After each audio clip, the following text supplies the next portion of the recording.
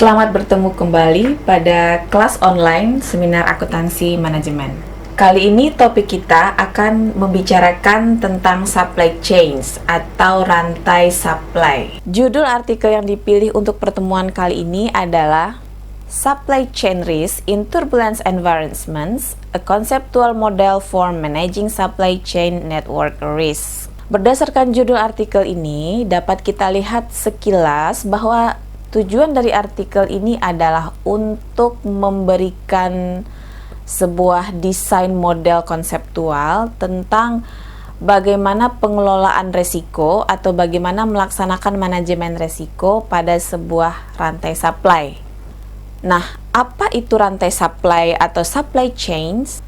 Supply chains atau rantai pasok adalah sebuah sistem yang terdapat di suatu organisasi di mana tugasnya adalah mengatur segala hal yang berkaitan dengan pergerakan barang dan jasa atau segala hal yang berkaitan dengan perpindahan barang dan jasa dari tangan pemasok hingga ke tangan customer.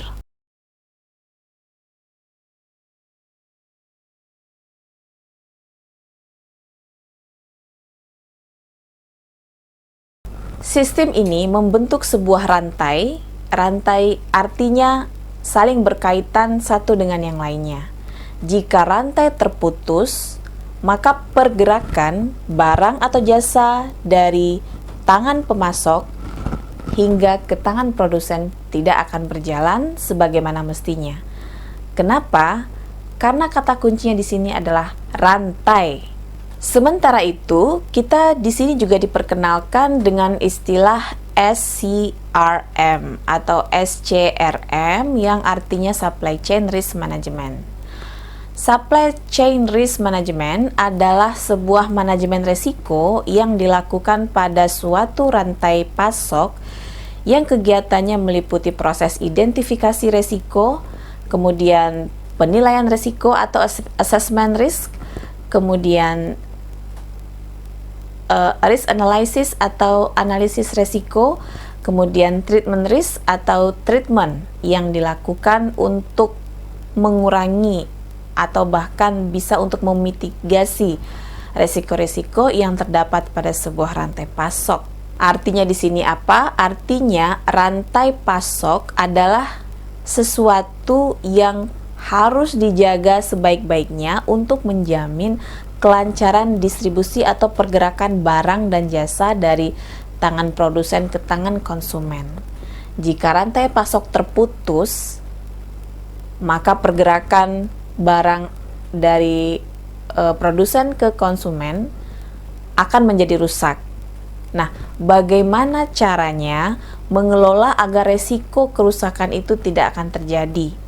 Bahkan kalaupun terjadi, resiko tersebut dapat ditekan seminimal mungkin. Nah, pada artikel ini disebutkan bahwa hal-hal apa saja yang kemungkinan dapat menyebabkan sebuah rantai pasok itu putus atau rusak. Apa yang menjadi motivasi penulis untuk mengangkat isu ini?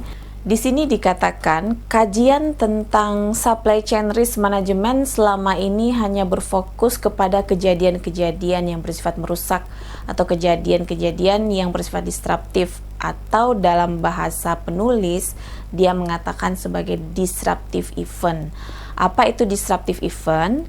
Mereka mengatakan disruptive event sebagai sebuah kejadian-kejadian yang tidak terduga atau kejadian-kejadian luar biasa yang tidak diperhitungkan oleh mereka selama ini. Nah, misalnya di sini mereka memberikan contoh disruptive event itu diantaranya adalah bankruptcy atau kebangkrutan, natural disasters atau bencana alam, kemudian possibility of a terrorist attack. Jadi adanya kemungkinan serangan teroris yang dapat merusak rantai pasok organisasi.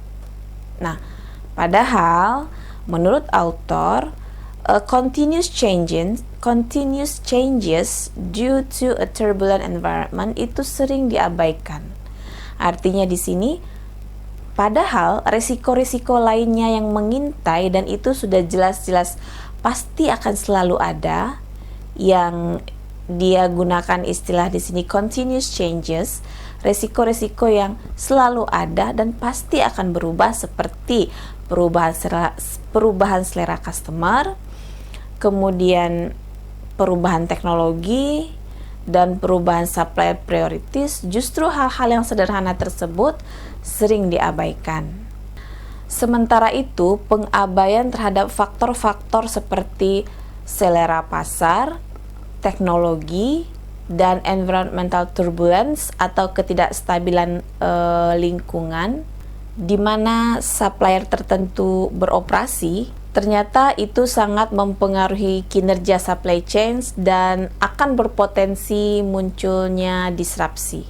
Karena masing-masing supplier itu beroperasi pada segmen pasar yang berbeda dan memiliki environmental turbulence yang berbeda juga, atau mereka memiliki ketidakstabilan lingkungan yang berbeda juga, sehingga tekanan yang akan mempengaruhi kinerja sebuah supplier dan juga resiko yang akan berpengaruh kepada rantai pasok itu juga akan berbeda-beda. Artinya, supplier yang sama akan memiliki resiko yang berbeda. Kenapa? Karena di sini dikatakan bahwa supplier tersebut memiliki atribut yang berbeda-beda. Atribut di sini termasuk diantaranya adalah tekanan dari lingkungannya atau environmental turbulence-nya berbeda-beda. Mereka memiliki karakteristik terhadap environmental turbulence yang unik atau tidak sama satu dengan yang lainnya. Nah, karena setiap supplier memiliki resiko yang berbeda-beda, nanti kita akan membahas resiko-resiko apa saja yang berpotensi dapat mempengaruhi kinerja sebuah supplier. Namun, kita berangkat dari pemahaman bahwa setiap supplier memiliki environmental turbulence yang berbeda-beda. Environmental turbulence di sini adalah ketidakpastian atau ketidakstabilan lingkungan yang ada di sekitar mereka. Hal tersebut diyakini akan mempengaruhi kinerja sebuah supplier. Supplier yang terganggu kinerjanya atau supplier yang tidak baik performance-nya tentu akan juga memiliki dampak kepada supply chains. Sehingga bagaimana caranya untuk mengurangi dampak yang akan dialami oleh supply chains yang berasal dari supplier-supplier yang beresiko tadi. Nah, hal inilah yang ingin ditawarkan oleh penulis dalam artikel ini. Di sini dia mengatakan bahwa this paper suggests a framework for assessment of supplier risk of disruption based on their strategy, structure, performance, and attributes as modified by turbulence in their specific environment. Jadi dapat diartikan kurang lebihnya begini. Tujuan dari artikel ini adalah untuk membangun sebuah kerangka kerja atau frameworks, cara menilai resiko-resiko supplier yang berpotensi akan menyebabkan disrupsi terhadap supply chain kita.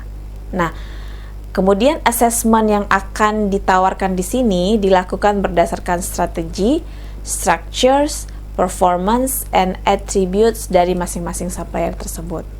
Nah, jadi memang tujuan dari artikel ini adalah untuk menawarkan sebuah model assessment risk atau penilaian risiko supplier. Jadi bagaimana agar hubungan supply chains kita sedapat mungkin, seminim mungkin berkaitan dengan supplier yang memiliki resiko. Seperti yang sudah dijelaskan tadi, bahwa resiko-resiko yang terpantau atau teranalisis oleh penelitian-penelitian selama ini hanya resiko-resiko yang bersifat uncertainty atau disruptive event, kejadian-kejadian luar biasa yang sangat-sangat jarang terjadi namun kemungkinan akan terjadi, seperti tadi bencana alam, kemudian seperti tadi adanya serangan teroris, dan seperti terjadinya bankruptcy. Sementara ada perubahan-perubahan yang tidak bersifat disruptive event, namun bersifat continuous changes, seperti selera customer, perubahan teknologi, dan sejenisnya, itu ternyata diabaikan selama ini. Nah, hal itulah yang ingin disintesis oleh peneliti pada artikelnya. Teori apa yang digunakan oleh peneliti untuk mensintesis penelitiannya ini? Pada artikel ini, peneliti mengatakan bahwa mereka menggunakan contingency theory. Nah, contingency theory yang mereka maksudkan di sini mengatakan bahwa there is no single way of organizing and an organizational style that is effective in all situation.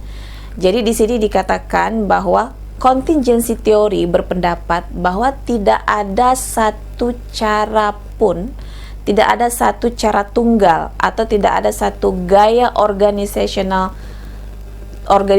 tunggal yang diklaim memiliki cara efektif untuk mengatasi semua situasi. Jadi artinya di sini penulis meyakini bahwa menurut contingency theory, masing-masing kasus tersebut memiliki uniqueness-nya, sehingga tidak ada satupun cara yang bersifat sapu jagat. Artinya tidak ada satupun cara terbaik yang didewakan atau yang ditunggalkan yang dapat digunakan untuk semua situasi permasalahan. Maksudnya, setiap permasalahan atau setiap kasus memiliki cara pendekatan yang berbeda-beda. Begitu juga halnya dengan strategi masing-masing perusahaan. Masing-masing perusahaan memiliki strategi yang berbeda-beda, sehingga kinerja masing-masing perusahaan tersebut sangat dipengaruhi oleh seberapa cocok sumber daya organisasi tersebut dapat menyesuaikan diri atau sesuai dengan lingkungannya. Baiklah, sekarang kita akan masuk kepada resiko dan turbulence environment atau ketidakstabilan lingkungan atau gangguan lingkungan atau turbulensi lingkungan. Pada artikel ini, resiko atau ketidakpastian dibagi menjadi dua, yaitu ketidakpastian yang bersifat endogenous dan ketidakpastian yang bersifat exogenous. Di sini dikatakan bahwa ketidakpastian endogenous merupakan ketidakpastian yang berasal dari dalam supply chains. Misalnya, ketidakpastian yang dipicu oleh terjadinya perubahan hubungan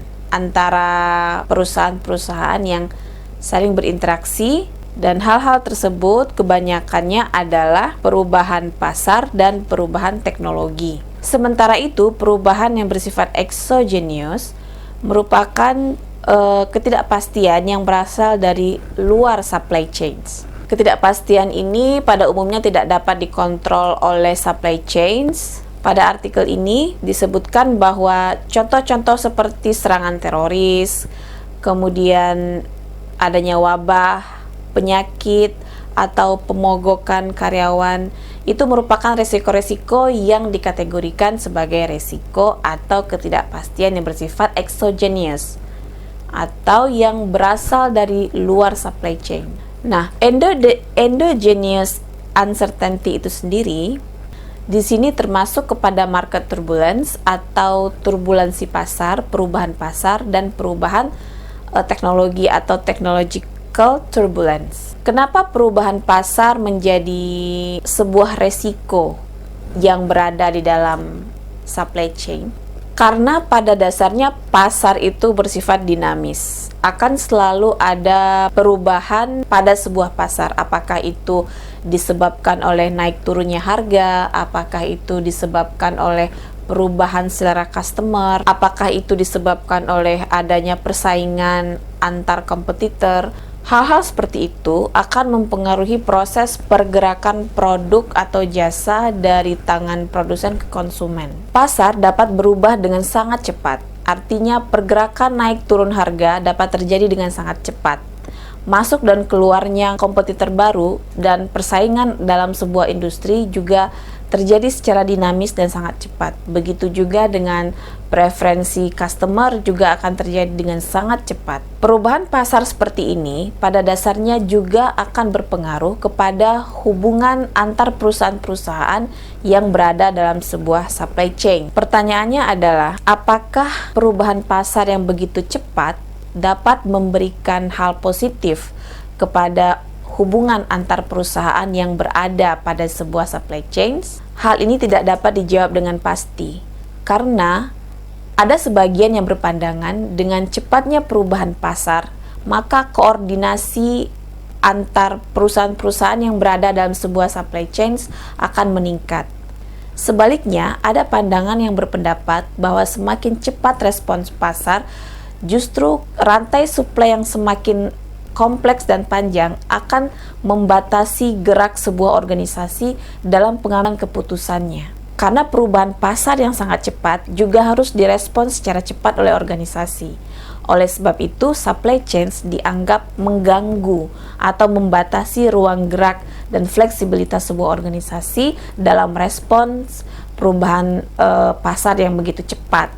Nah, untuk menangkap data tentang market turbulence ini, peneliti mendesain 5 pertanyaan yang nanti akan dilampirkan di kuesioner mereka. Tujuan pertanyaan ini adalah untuk mengidentifikasi bagaimana tingkat turbulence market atau perubahan dan atau ketidakstabilan pasar yang dihadapi oleh sebuah supply chains. Kemudian berikutnya adalah technological turbulence atau turbulensi teknologi atau perubahan teknologi atau ketidakstabilan teknologi. Sama halnya seperti dengan pasar, teknologi juga akan berubah dengan cepat. Perubahan teknologi yang begitu cepat tentunya juga akan mempengaruhi hubungan antar perusahaan yang berada pada supply chains tersebut. Ada sebagian penelitian yang mengatakan bahwa technological turbulence atau ketidakstabilan teknologi atau perubahan teknologi yang sangat cepat sesungguhnya sangat memberikan keuntungan kepada perusahaan-perusahaan yang saling beraliansi dalam sebuah supply chains. Kenapa? Karena perubahan teknologi yang cepat tersebut juga dapat mempercepat supply chains dalam menjangkau pasar, sehingga mereka akan mendapatkan benefit dan keuntungan dari kecepatan mereka menjangkau pasar tersebut. Sementara itu, ada juga penelitian yang berpendapat bahwa technological turbulence itu juga tidak menguntungkan bagi aliansi supply chains. Penelitian ini berpendapat bahwa technological turbulence atau ketidakstabilan teknologi justru akan semakin memperlemah hubungan antar organisasi-organisasi atau perusahaan-perusahaan yang beraliansi dalam sebuah supply chains. Karena itu akan merusak performance supply chains itu sendiri. Maksudnya di sini adalah apabila terdapat suatu perusahaan yang saling beraliansi dalam sebuah supply chains itu tidak mampu atau tidak dapat mengikuti perubahan teknologi yang begitu cepat, maka supply chains tersebut bisa saja akan mengeluarkan perusahaan yang beraliansi ini dari supply chains mereka. Kenapa hal tersebut bisa terjadi? Karena pada dasarnya supply chains itu tidak hanya terdiri dari satu perusahaan tunggal. Supply chains itu terdiri dari beberapa perusahaan yang bergerak dari hulu ke hilir, di mana mereka saling memiliki peran atau kontribusi dalam proses perpindahan barang dari produsen menuju customer, dan aktivitas mereka tersebut membentuk sebuah rantai pasok, dan masing-masing perusahaan tersebut merupakan memiliki bisnis masing-masing. Dan apabila perusahaan-perusahaan yang beraliansi tersebut saling tidak memiliki kepercayaan, maka supply chains itu dianggap terganggu atau kinerja supply chains dianggap menurun. Nah, bagaimana hal ini dilihat apabila supply chains berada pada berada pada technological turbulence. Sehingga yang dimaksud pada subbab ini adalah apabila supply chain tersebut berada pada sebuah kondisi ketidakpastian teknologi atau berada pada sebuah kondisi teknologi dengan perubahan yang sangat cepat, maka perubahan teknologi tersebut dapat merugikan hubungan baik antar organisasi-organisasi yang beraliansi pada sebuah supply chain tersebut. Maksudnya di sini artinya bisa saja supply chain ini melepaskan atau mengeluarkan salah satu supply chain komponen yang ada saat ini. Artinya dapat saja supply chain ini mengeluarkan salah satu organisasi yang beraliansi dengan mereka. Bisa saja hal ini terjadi karena perusahaan yang dikeluarkan ini dianggap tidak dapat mengikuti kecepatan perubahan teknologi, sehingga menurut mereka menganggap dapat merusak kinerja rantai supply itu sendiri. Nah, artikel ini meyakini bahwa pada umumnya supply chains akan memilih pilihan yang fleksibel. Maksudnya daripada mereka menjaga integritas antar sesama supplier, mereka lebih cenderung untuk menjaga hubungan baik dengan supplier-supplier yang dianggap dapat mengatasi adanya technological turbulence ini. Artinya mereka lebih memperkuat hubungan dengan organisasi-organisasi atau perusahaan-perusahaan yang secara cepat dapat mengatasi ketidakpastian teknologi sehingga hal tersebut tidak mengganggu supply chains mereka atau hal tersebut tidak mengganggu kinerja atau performance dari supply chains mereka. Nah, begitu penting dan signifikannya technological turbulence ini berpengaruh pada sebuah supply chains atau rantai pasok, maka peneliti di sini mendesain pertanyaan-pertanyaan yang harus digali atau pertanyaan-pertanyaan yang harus diberikan kepada responden tentang bagaimana keadaan ketidakpastian teknologi yang ada pada pasar mereka saat ini, atau bagaimana kondisi perubahan teknologi yang mereka rasakan yang terjadi pada pasar yang sedang tempat mereka beroperasi saat ini. Dan pertanyaan yang mereka desain terdiri dari 6 pertanyaan yang nantinya juga akan diukur dengan skala 1-5. Resiko selanjutnya adalah resiko atau ketidakpastian yang bersifat eksogen. Nah, di sini ketidakpastian yang bersifat eksogen dikelompokkan menjadi 2, yaitu continuous risk atau resiko yang terus-menerus, dan yang kedua discrete events atau kejadian-kejadian yang sangat jarang terjadi dan mungkin dapat dikatakan sebagai kejadian luar biasa. Di sini dicontohkan bahwa continuous risk adalah events where the cost of potential changes are continuous in nature in relatively easy to predict. Jadi kurang lebih artinya di sini dikatakan bahwa continuous risk adalah sebuah kejadian di mana perubahan biaya terjadi secara terus-menerus dengan alami dan secara relatif mudah untuk diprediksi. Misalnya, perubahan pada harga material pokok atau perubahan pada harga bahan mentah. Menurut peneliti, perubahan-perubahan seperti itu adalah perubahan yang sangat sering terjadi, frekuensinya sering, kemudian terjadi secara terus-menerus, juga dikategorikan sebagai resiko yang terjadi pada supply chains. Nah, resiko-resiko seperti ini sudah banyak dilakukan oleh penelitian-penelitian sebelumnya, sehingga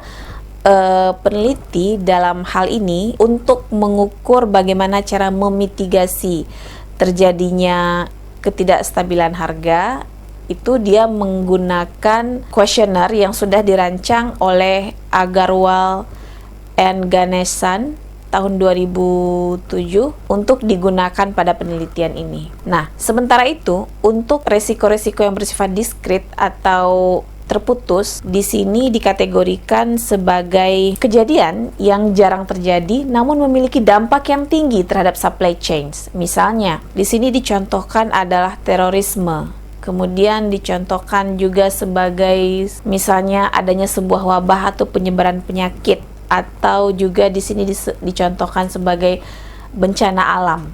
Nah, hal-hal tersebut jarang terjadi.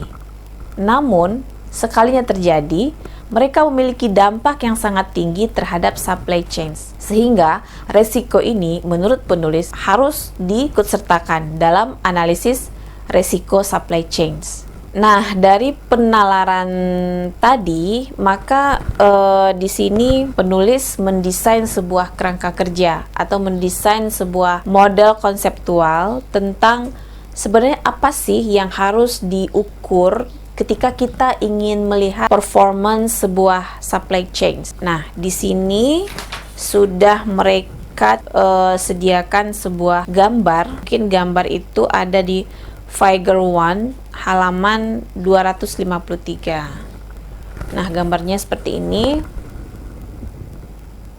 Fokus. Oke, ini gambarnya. Gambar ini sudah mewakili semua jenis ketidakpastian atau resiko-resiko yang sudah diklasifikasikan oleh peneliti di awal tadi. Ini merupakan konseptual model. Jadi model yang mereka desain yang menurut mereka harus dianalisis ketika seseorang ingin menilai resiko bagaimana kinerja sebuah supply chains itu. Nah, di sini dikatakan bahwa sesungguhnya kualitas atau kinerja supply chains itu sangat ditentukan oleh supplier attributes and supplier strategic and structure. Apa itu supplier attributes? Di sini dikatakan bahwa supplier attributes meliputi financial performance, kemudian meliputi human resource factors, kemudian meliputi operational factors, cultures, and relationship factors. Sementara itu, supply chain strategic and structures meliputi supply chain type, kemudian supplier types, business structures, and geographic locations. Nah, dua hal tersebut pada dasarnya akan mempengaruhi baik atau buruknya kinerja sebuah supply chains. Namun, yang menjadi kebaruan dari penelitian ini, yang menjadi gap pada penelitian ini adalah penelitian-penelitian yang sudah memprediksi hal tersebut melupakan adanya exogenous dan endogenous uncertainty. Endogenous dan exogenous uncertainty ini juga akan menentukan apakah hubungan tadi semakin baik atau semakin buruk. Pada bagian konklusi, penelitian ini memberikan insight atau wawasan yang lebih mendalam untuk kontingensi teori. Nah, di sini masukan yang dapat mereka tambahkan untuk kontingensi teori adalah yang pertama, baik itu lingkungan supplier maupun strategi dari perusahaan vokal atau perusahaan inti sebaiknya harus mempertimbangkan adanya kecenderungan akan terjadinya supplier non-performance. Jadi, di sini disebutkan supplier yang sama sekalipun karakteristiknya dapat saja memiliki risiko yang berbeda dalam situasi yang berbeda. Sehingga kita tidak dapat menilai supplier yang sama akan memberikan kontribusi yang juga sama. Sebaliknya, penelitian ini menyarankan bahwa seharusnya dipertimbangkan juga bahwa perusahaan atau supplier yang sama sekalipun berpotensi untuk memiliki resiko yang berbeda. Baiklah, jadi sekian inti dari artikel ini. Semoga kita dapat bertemu lagi pada kelas seminar akuntansi manajemen minggu depan.